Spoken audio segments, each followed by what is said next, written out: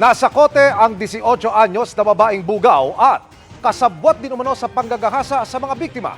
Tunghayan sa aking eksklusibong pagtutok. Agad pinasok ng mga nakasibilyang pulis ang kainang ito nang makumpirma ng naroon ang kanilang target at nang masalubong ito habang paakyat sa ikalawang palapag. May warrant ka ha? Dali lang. Nabulaga ang 18 anyos na babaeng sisilbihan ng warrant of arrest. Ito ba yun? O, basahan mo. Inaresto siya sa kasong 3 counts ng rape at 3 counts ng human trafficking. Ayon sa Eastern Police District, sex worker umano ang suspect.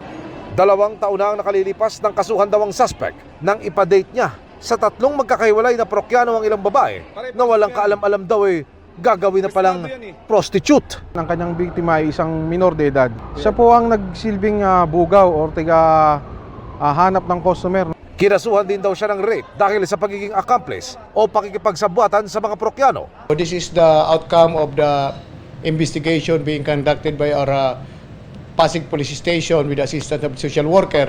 So they were able to refer this to the prosecutors. Then it was established with the sufficient evidence.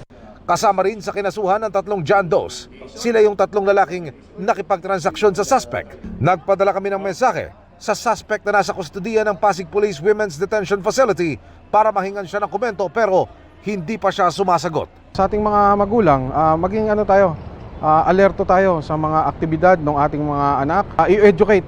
Para sa GMA Integrated News, Emil Sumangil, Nakatutok, 24 Oras.